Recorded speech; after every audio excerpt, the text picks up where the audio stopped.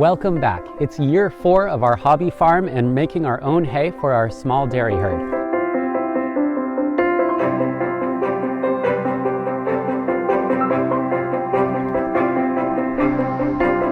We've got some changes this year, big and small. The first is that we added this forward 8-end to our fleet, and that's going to be a big help. Mainly because we can leave something hooked up to the hay rake and not have to unhook the sickle as we go from field to field. The second is a small thing. We just added a rope to the hitch so that we can unhook from the top of the truck, and that saves a lot of time and energy. The third is based on recommendations we got from several of you watching our hay trolley movie, where you said, why not use a winch to pull it up? And when we got 2 free broken winches, we were able to Frankenstein them together to produce this. We're pretty excited to try it out. It's just a single pivot bolt that fits into a conventional hitch, so we can hook it onto the back of any of our vehicles and have it pivot for both the pull up and the return pull. And the last is that we ended up getting a lot more hay ground. And by that, I mean a lot more ground.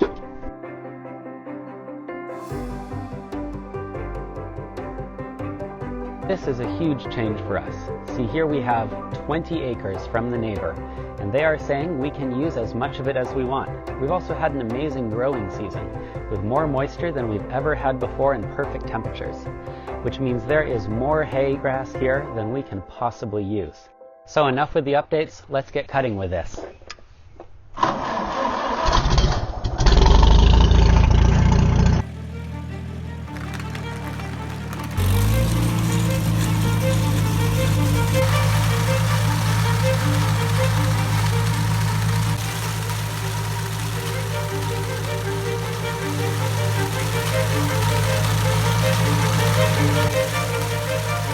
This stuff is thick and tall, and while that is super neat, it also means that we are finding the limits of our mower pretty quickly. So part 1 of this field was tough, but doable. Part 2 is just insane. We've had huge rainstorms since then, and what we're dealing with is this really, really thick lodging mess.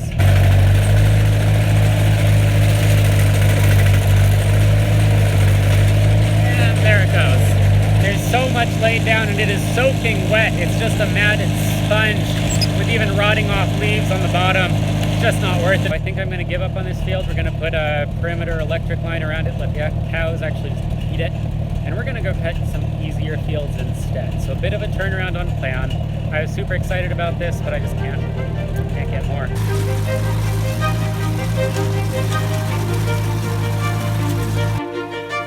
As several of you have suggested, we could do well by replacing the guard, but when this is a mower that we've got $150 in, it's hard to invest another $350 on new guards, especially when this mower has been working very well for 90% of our fields, and this neighbor's arrangement is probably only temporary.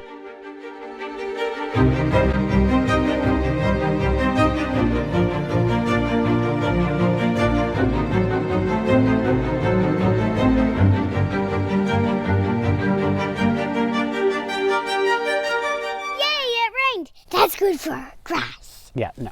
Only when it's standing, David. It was dry hay ready to be picked up. And then somehow our 1/100 of an inch, 20% chance of scattered showers turned into a solid 1/4 inch downpour over the last night. Don't you like raking, Dad? I've got to admit, David's got a really good point. I mean, of course, there's a little bit of disappointment that we're having a slight loss of our quality for our hay, but I just got home from a long day of work, and there's nothing I'd rather do than be sitting on this tractor, looking out over that little snout, and enjoying the sunset.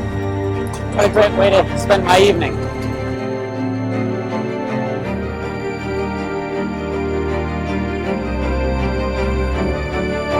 Right now, we're going back over all the rows with just about 1/3 of the rake, and the point is to try to flip that row over completely upside down. The top started to dry out pretty good again, but the bottom's holding on a little bit of moisture. I guess that's one of the big differences between being a hobby farmer and a real farmer.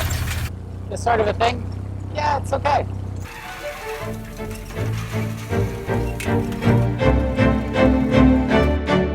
This year was a transition for us, moving away from hay being a huge ordeal to just being a fairly quick project.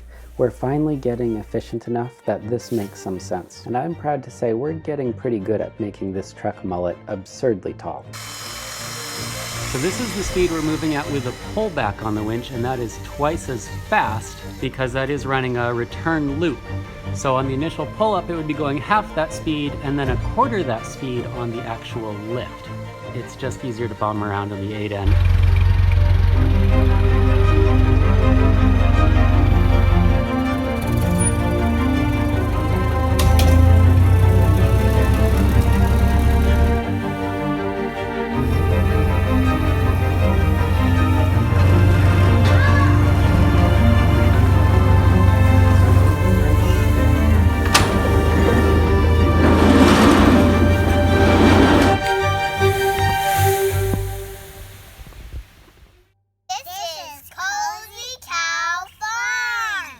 We've learned a lot over the last couple years working our mid-century hobby farm. We've grown, and so has our herd and flock. But we still try to affordably increase our self-reliance while ensuring we and the kids are having fun. Every day we find there is still more to learn. So subscribe to join us on the journey.